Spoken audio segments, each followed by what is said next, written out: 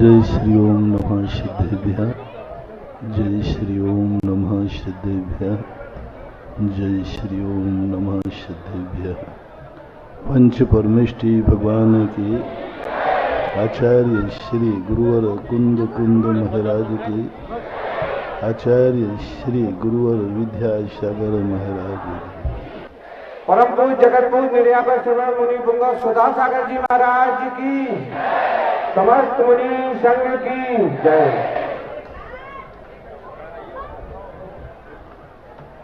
वो भी एक जमाना था, ये भी एक जमाना है। वो भी एक नजारा था और आज भी एक नजारा है।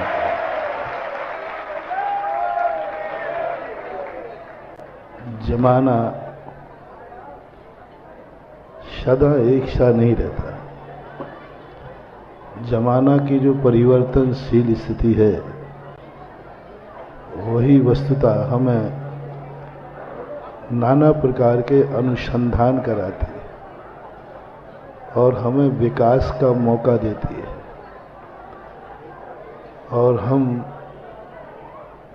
जीरो से हीरो की तरफ, हीरो से जीरो की तरफ परिवर्तन होता हुआ व्यक्ति नाना प्रकार की उपलब्धियां करता है कि हमारे मन में, हमारे ज्ञान में हर मिटती हुई क्रिया को वो बीज बना ले गए। हर मिटती हुई क्रिया को, हर मिटते हुए संस्मरण को, हर बिकते हुए विचार को यदि वो बीज बना लेता है तो लगता है बीज मिटता है, मिटता नहीं है, फसल उगती है। आज जो बाहर से अभिनंदनोदय तीर से देख रहे थे, कुछ अधूरा था 1 महीने पहले, आज कुछ पूरा सा लग रहा है।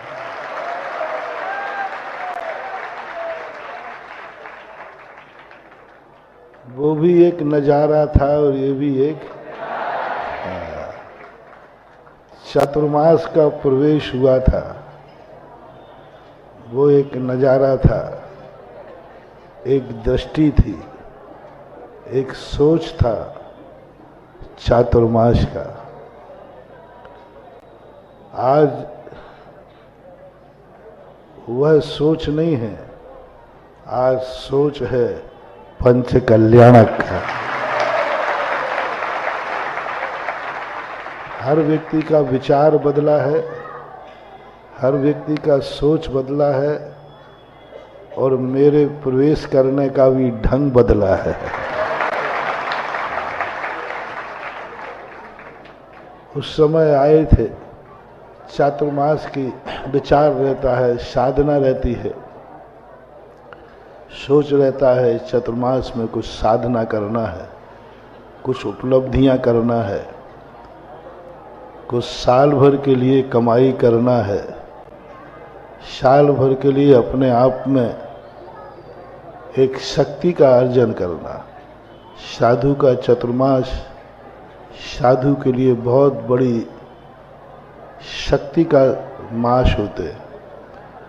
उनमें जो वो अद्भुत कमाई करता है, अचिंतनीय कमाई करता है, वो उनकी संकल्प शक्ति में पहले दिन से ही शुरू हो जाता है।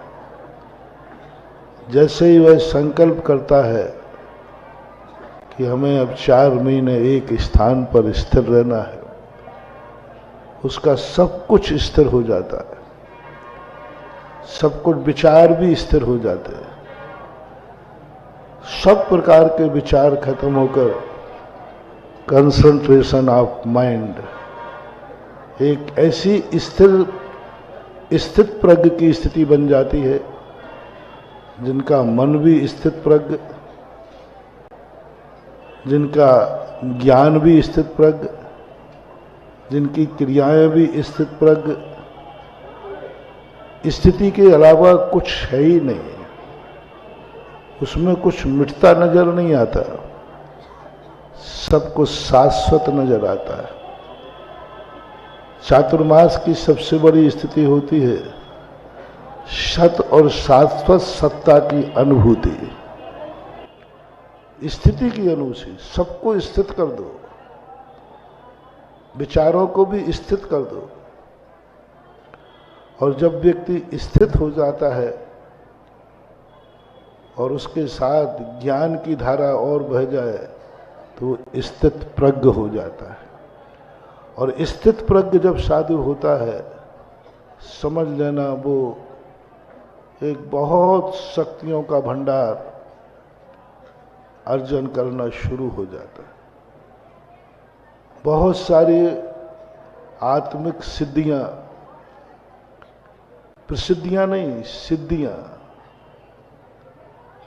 स्वतः ही जागृत होती, एक के बाद एक। इसलिए मैं कह रहा हूं, वो भी एक नजारा था और आज आया हूं।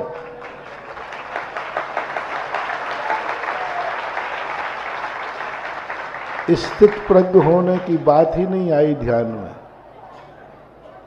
प्रवेश करते सोचा कि मैंने कहा अब क्या करूंगा।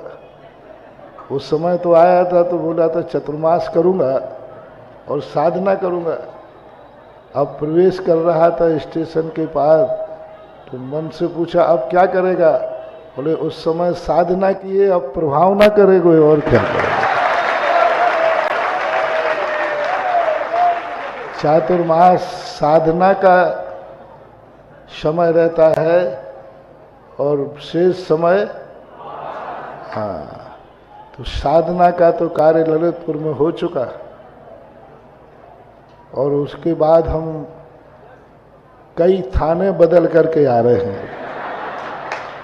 यहाँ से गए थे तो बांसी पड़ा, बांसी से जखौरा, जखौरा से सतोदय, सतोदय से देलवाड़ा, देलवाड़ा से जाखलोन, जाखलोन से देवगढ़ और देवगढ़ देवोदय, देवोदय और फिर आए शांतोदय, फिर आए जाखलोन, फिर पुनः।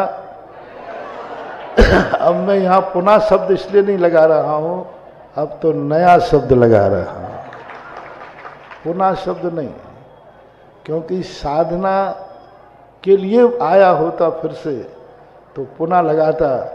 वो तो अब पुनः तो गया, अब नया है प्रभावना का। सबका एक मूड, सबके चेहरों पर एक प्रभावना की झलक है और प्रभावना में एक ऐसी संपत्ति, साधना में साधु की कमाई होती है और प्रभावना में श्रावक के भंडार भरते हैं। साधु दो ही चीजों में रहता है, अंतर जाता है तो स्वयं का भंडार भरता है और बाहर देखता है तो जगत का भंडार भर देता है। प्रभावना में साधु का खर्च ज्यादा होता है, कमाई कम होती है। साधना में कमाई ही कमाई होती, खर्च, प्रभावना में खर्च तो ज्यादा होता है, कमाई कम होती है। और तुम्हारे लिए जब साधना में साधु चला जाए तो तुम्हारा बंद काम, और प्रभावना में साधु आ जाए तो बस श्रावक का माला माल समझना चाहिए। 9 गजरत की प्रभावना अभी भी मंडी वाले याद करते हैं। अब 11 रथों की प्रभावना देखना क्या नजारा लाती है।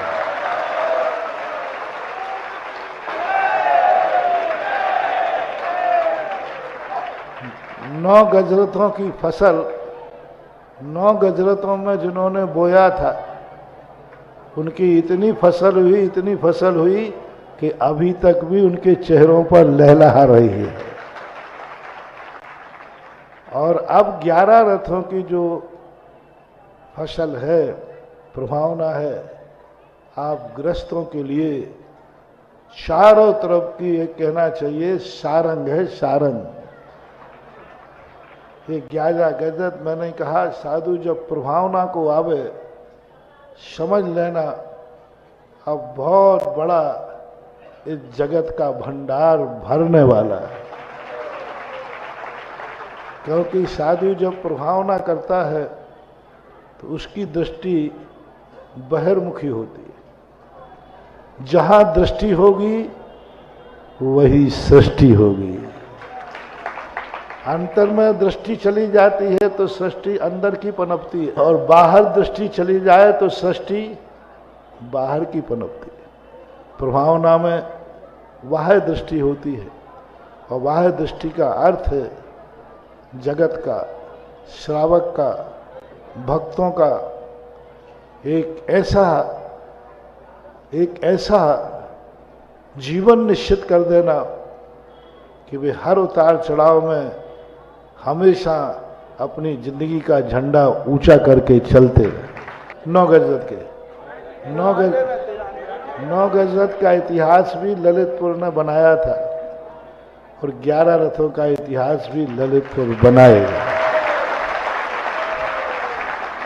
जो दुनिया की स्थिति है, और अंत में समय ज्यादा हो रहा है। कल भी एक नजारा था, देखो 3 बातें कही थी। वो भी एक जमाना था, वो भी एक नजारा था, ये बता दिया। अब कल भी एक नजारा था और आज भी एक। कल सुबह का माहौल क्या था? हम भी कल सब संघ ने कहा कि इतनी ताकत हिम्मत में नहीं, शरीर में नहीं है कि सवेरे के मौसम को झेल सके। बहुत मौसम, क्योंकि पूरी बेतवा नदी के किनारे हम लोगों की अच्छी तरह कुल्फी जमी हुई है, और फिर थोड़ी बहुत पिघली थी तो वो शांतोदय में तो पूरा ही जमी गया। वहां की रात ऐसा लग रहा था जैसे कोई माउंट आबू रात गुजारी हो। तो हिम्मत नहीं हुई। कमेटी वालों को भी थोड़ी सी आई दया। अब ये नहीं कह सकते हैं कि उन लोगों को मेरे ऊपर दया आ रही थी कि स्वयं ठंड से बचना चाहते थे। अब वो अंदर की बात वो जाने। हमें तो यही लगा, सब ने प्रस्ताव बनाया कि दोपहर में प्रवेश किया जाए, लेकिन पता नहीं है ना, आहार के बाद, समय के बाद उठा तो उठना में कि चलो चलते। किसी को बिना इंतजार किए बढ़ गया और ऐसा बड़ा कि कल का विहार शायद पहली बार इतना बड़ा हुआ।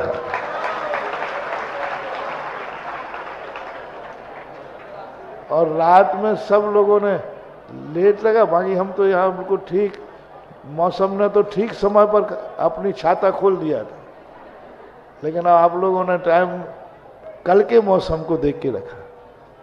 देखो आज रवि पुख नक्षत्र है, और रवि पुख नक्षत्र ने और आपके होने वाले 11 गजत रथों ने और आपकी सब भावनाओं ने आज सबसे बड़ा सगुन कर दिया कि सूर्य अपनी पूरी शक्ति के साथ प्रकट हुआ।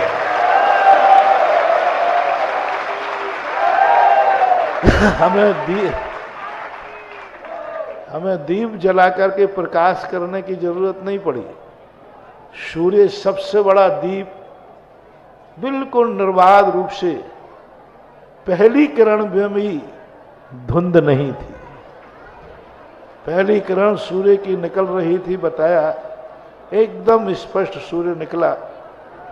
और ये आज सुबह का एक नजारा, एक शुभ संकेत, शुभ सगुन और शुभ बरसात, ये सारे जगत के लिए बहुत कल्याणकारी होगी। अब यही है, ऊपर से तो सब सगुन शुभ है। ललितपुर वालों, तिथि भी पुख नक्षत्र है, सूर्य ने भी अपनी सहमति दे दी, प्रकृति ने दी। अब अंदर का मुहूर्त तुम्हारा कैसा है तुम जानो, तुम्हारा अंदर को भी आप इतना ही निर्मल कर लो जितना निर्मल आकाश में आज सूर्य है। इस पंच कल्याणक महोत्सव में सब प्रकार के विकल्प, द्वंद्व, व्यसनी व्यसन छोड़ देवे, कंजूस कंजूसी छोड़, कंजूसी छोड़ देवे, कसायवान छोड़ देवे, राग द्वेष वाला, राग द्वेष सब छोड़ करके आज सौगंध करे कि जब सूर्य ही पूर्ण निर्मलता के साथ बाहर ने संकेत दे दिया तो अंतर का सूर्य भी हमारा भी निर्मल ही रहेगा। बताते जब पंच कल्याणक के महोत्सव होते हैं 6-6 महीने पहले नगर के सारे मनोमालिन्य दूर हो जाते, बाह्य गंदगी दूर हो जाती है, पृथ्वी कंटक रहित हो जाती है, कांच के समान, दर्पण के समान निर्मल हो जाती है, सबकी दरिद्रताएं दूर हो जाती है, सब बैर भाव भूल जाते हैं, यहाँ तक कि राजा समस्त बंदी जनों को, जो महान दुश्मन होते हैं, जो युद्ध होते थे ना पहले, उन बंदी जनों को भी मुक्त कर देते हैं और सारे दुश्मनों को भी अपने यहाँ निमंत्रण दे करके और महोत्सव मनाते हैं। इसलिए अब अंदर का सूर्य आप लोग जगाएं, बाहर का तो हमने सब यशोगान, सब शुभ ही शुभ होने, बस अंदर का सूर्य और तुम जगा लो तो तुम्हारा बिल्कुल शुभ ही शुभ हो जाएगा। और अंदर तुम्हारी गंदगी रही तो फिर मत कहना कि हमें किसी ने कहा नहीं था, मुझे किसी ने बताया नहीं था, बाद में पछतावे के अलावा कुछ नहीं रहेगा। बाद में तुम कहोगे महाराज मुझे किसी ने बताया नहीं, तो हम कह देंगे कि हमने 8 तारीख 8 जनवरी रवि पुख नक्षत्र में प्रातः 10:55 पर मैंने पहले से ही आगाज कर दिया था। और तुम्हें मालूम है इस मुख से जो आगाज हो जाए वही आवाज जिंदाबाद हो जाती है। इसलिए सब प्रकार के सब विकल्प, महिला पुरुष बच्चों से मंडलों से सब से कहना, सब एकदम भाईचारा, एकदम निर्मलता। 20 दिन बचे हैं शायद, है ना, 20-22 दिन जो बचे, 20 दिन बचे। सब विकल्पों को द्वंद्व छोड़कर, कुछ विकल्प नहीं, मात्र एक ही लक्ष्य है, हमारा नगर वह 11 रथों का महोत्सव, त्रिकाल 24, नंदीश्वर महादीप, सहस्रकूट,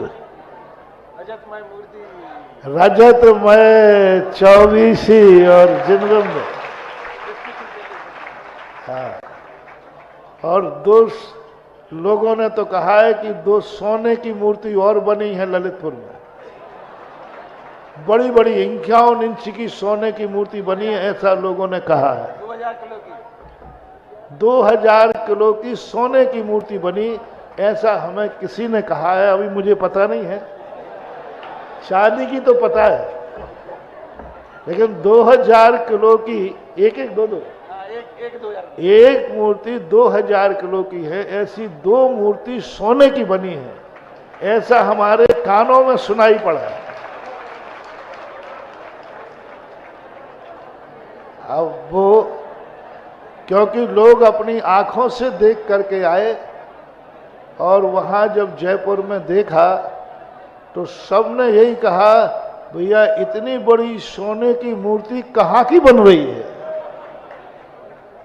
इतनी बड़ी सोने की मूर्ति कहाँ की बन रही है? तो उन्होंने कहा ये ललितपुर की है, ललितपुर की। तो उन्होंने मुझे सुनाया, महाराज जी अभी तो वही सुना था कि रजतमयी मूर्ति बनी थी, आपने घोषणा की थी कि रजतमयी विश्व की पहली मूर्ति यहाँ पर लेकिन आपने कभी भी सोने की मूर्ति तो नहीं बताई कि सोने की भी बन रही है। इतनी अच्छी मूर्ति को आपको घोषणा करना चाहिए था। मैंने कहा भैया ये तो मुझे भी पता नहीं है। यानी ऐसी जो बनते समय अपने आप का स्वर्ण कहा रूप दिखा रही है, वो भी अपने आप में एक होने वाला है। तो सब तरफ से शुभ समाचार हैं। बस आज मेरा प्रवेश पर सबके लिए एक ही बात, सबको आज एक ही संदेश। पुख नक्षत्र, रविवार का दिन, रवि नक्षत्र है, और रवि ने अपना पूरे रूप दिखाया। आप लोग भी सब विकल्प एक ही चर्चा, घरों में भी सासू बहू में अनमन हो तो 20 दिन के लिए छोड़ दो। हर बहू सासू के पैर पड़ के कहेगा मम्मी जी, और हर सासू आशीर्वाद देके कहेगा बिटिया जय हो। बहू को बेटी मान लो और बहू सासू को, सब घर के भी भाई भाई में हो तो वो भी भूल जाओ। अड़ोसी पड़ोसी में हो तो वो भी भूल जाओ। व्यापार धंधे में हो कोई बात तो वो भी सब तरफ से भूलकर बस एक ही बात है कि ये जो भंडार खुलने वाला है 20 दिन बाद, उस कमाई से वंचित मत रह जाना। अंतिम बात है, आषाढ़ का चूका किसान, डाल का चूका बंदर, और इस महोत्सव का चूका श्रावक, ललितपुर का श्रावक कब ठिकाने लगेगा। डाल का चूका बंदर तो फिर भी, आषाढ़ का चूका किसान तो 1 साल में, और डाल का चूका बंदर 7 गांव के मध्य के पीपल की पाती लाए तो टूट जाता है, बंदर गिर जाता है ना। तो उसको क्या देते हैं बंदर वाले लोग सब कि 7 गांव में, जो गांव के बीच में पीपल है, उन 7 गांव की पत्ती ला करके और सारे बंदरों को खिलाए तो उसको भी उसका भी चूकना खत्म हो जाए। 7 गांव का है बुलाते हैं वो, और पत्ते लाकर सबको खिलाता है। तो बंदर उसको भी कहते हैं कोई बात नहीं, लेकिन रथों का चूका श्रावक कब ठिकाने लगेगा, जब 21 गज रथ चलेंगे तब लगेगा।